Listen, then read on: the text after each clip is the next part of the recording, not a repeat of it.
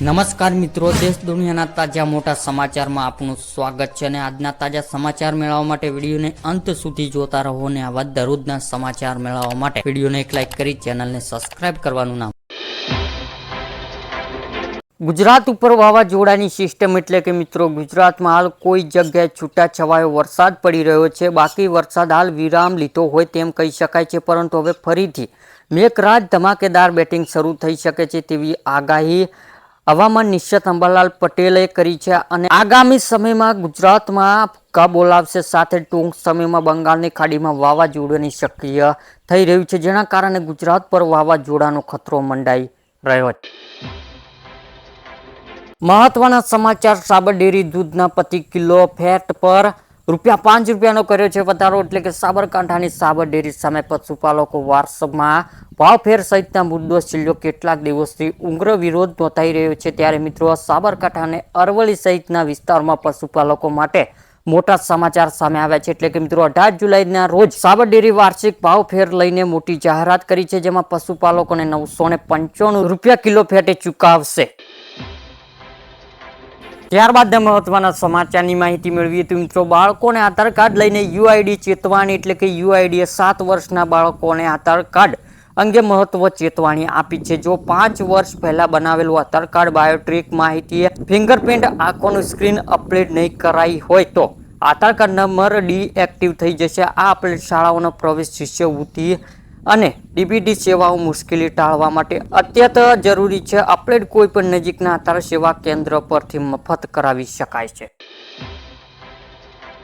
ત્યારબાદ મહત્વના સમાચારની માહિતી મેળવીએ તો મિત્રો, તહેવારો પૂરક ખાદ્યતેલનો ભાવમાં ભડકો. એટલે કે હવે તહેવારોની સિઝન શરૂ થવા જઈ રહી છે. ત્યારે મિત્રો, દર વર્ષની જેમ તહેવારો પહેલા ખાદ્યતેલના ભાવમાં વધારો થયો છે. ઉલ્લેખનું છે કે એક માસમાં સિંગતેલનો ભાવ ₹70 વધારો થયો છે. આ સાથે સિંગતેલના ડબ્બાનો ભાવ ₹2435 થી ₹2485 થાય છે. જ્યારે કપાસિયા તેલની ડબ્બાની કિંમત ₹110 વધારો નોંધાયો છે. કપાસિયા તેલનો ડબ્બાનો ₹2270 થી ₹2320 પહોંચ્યો છે.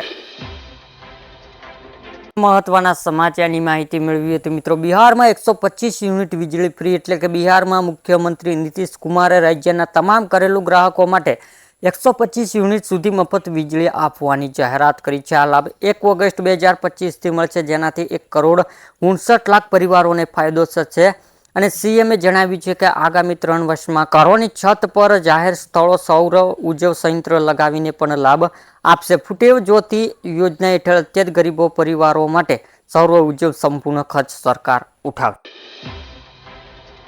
ત્યારબાદના મહત્વના સમાચારની માહિતી મેળવીએ તો મિત્રો, મોદી સરકાર આપશે ₹15,000. એટલે કે બિહારમાં પીએમ મોદીએ કહ્યું કે સરકાર યુવાનોને તેમની પહેલી ખાનગી નોકરી પર 2 હપ્તા ₹15,000 આપશે. ઉપરાંત નવી નોકરી આપતા કંપનીઓને દરેક નોકરી માટે ₹3,000 મળશે. આ 1.7 કરોડ રોજગારી સાથે જોડાયેલા પ્રોત્સાહન યોજના 1/8/2025 થી 31/7/2027 સુધી ચાલશે. જેમ કે કંપનીમાં નોંધાયેલા જે પહેલી વાર નોકરી શરૂ કરી રહ્યા છે તે નોંધાયેલા તેમને લાભ મળશે.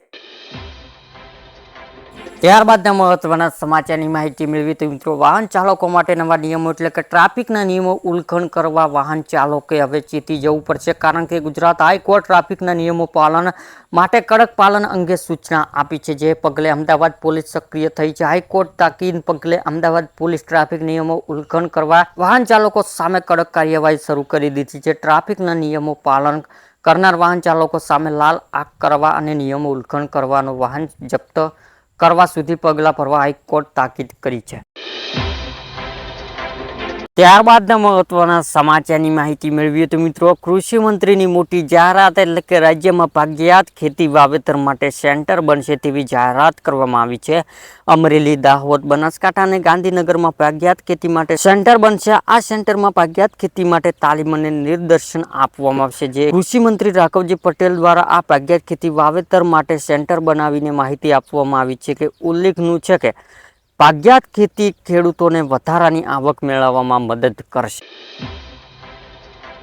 ત્યારબાદના મહત્વના સમાચારની માહિતી મેળવીએ તો મિત્રો, રેશન કાર્ડ ધારકો હવે 3 મહિનાનું અનાજ એક સાથે મળી જશે. એટલે કે ભારત સરકાર રેશન કાર્ડ ધારકો માટે મહત્વ નિર્ણય લીધો છે. અત્યાર સુધી રેશન કાર્ડ ધારકોને દર મહિને અનાજ આપવામાં આવે છે. જો હવે 3 મહિનાનું અનાજ એક સાથે આપવામાં આવશે, જેના કારણે રેશન કાર્ડ ધારકોને વારંવાર અનાજ લેવા માટે રાશનની દુકાને ધક્કો નહીં ખાવો પડે. જે આ લોકો માન્ય રેશન કાર્ડ તે તમામ લોકોને નવી સિસ્ટમ હેઠળ અનાજ લઈ શકશે, જેના કારણે દર મહિને રાશન કેન્દ્ર જવાની ઝંઝટમાંથી મુક્તિ થશે અને મુસાફરી ખર્ચામાં પણ ઘટાડો થશે. અને નવી રાશન વિતરણ વ્યવસ્થા રાજ્ય પ્રમાણે તબક્કાવાર લાગુ કરવામાં આવશે. અનાજ, ઘઉં, ચોખા, કઠોળ, મીઠું તેલ અને કેટલાક રાજ્યોમાં ખાંડની સમાવેશ થાય છે. તો આ બધી વસ્તુઓ 3 મહિનાનું વપરાશ મુજબ એક જ સમયે આપી દેવામાં આવશે. આ સુવિધા લાગુ થતાં ગરીબોને જીવનમાં રસ્તી પણ આવશે.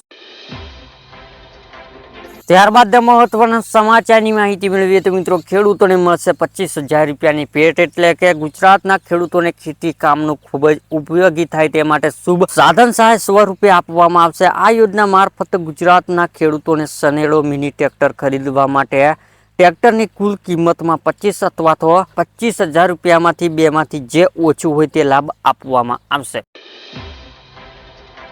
ત્યારબાદના મહત્વના સમાચારની માહિતી મેળવીએ તો મિત્રો, મહિલાઓને 1 લાખ રૂપિયાની સહાય. એટલે કે રાજ્ય સરકાર અને કેન્દ્ર સરકાર દ્વારા જન કલ્યાણ માટે અનેક પ્રકારની યોજના ચલાવવામાં આવે છે. આ યોજના ઉદ્દેશ દેશના અને રાજ્યોના નબળા વર્ગ લોકોને જીવનમાં સકારાત્મક પરિવર્તન લાવવાનો છે. આજકાલ કેન્દ્ર રાજ્ય સરકારો સુધી મહિલાઓને શક્તિકરણ પોષણ આપવામાં આવી રહ્યું છે, જેના હેઠળ કેન્દ્ર અને રાજ્યના સરકારો દ્વારા ઘણી યોજના ચલાવવામાં આવી રહી છે. જે ગુજરાતમાં પણ આવી જ યોજના ચલાવી રહી છે. આ યોજના હેઠળ રાજ્ય સરકાર રાજ્યની મહિલાઓને પોતાનો વ્યવસાય શરૂ કરવા માટે 1 લાખ રૂપિયા સુધીની લોન આપે છે, તે પણ કોઈ પણ વ્યાજ વગર. ગુજરાત સરકાર મુખ્યમંત્રી મહિલાઓને ઉત્કર્ષ યોજના વિશે વાત કરી રહ્યા છે કે આ યોજના હેઠળ ગુજરાત સરકાર મહિલાઓને 1 લાખ રૂપિયા સુધીની વ્યાજ મુક્તિ લોન આપે છે. આ લોન એવી મહિલાઓને આપવામાં આવે છે જેઓ પોતાનો વ્યવસાય શરૂ કરવા માંગે છે અથવા તો પોતાનો વ્યવસાય વધારવા માંગે છે. આ લોન સરકાર દ્વારા મહિલાઓને કોઈ પણ જમીન ગીરવી વિના આપવામાં આવે છે અને તેમની ચૂકવણી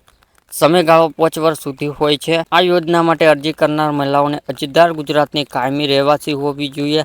તેમની ઉંમર 18 વર્ષ તેથી વધુ હોવી જોઈએ. અરજદાર મહિલાઓને ઓછામાં ઓછી 10મું ધોરણ પાસ હોવી જોઈએ. આ સાથે અરજદાર મહિલાઓ પાસે માન્ય આધાર કાર્ડ હોવું જોઈએ.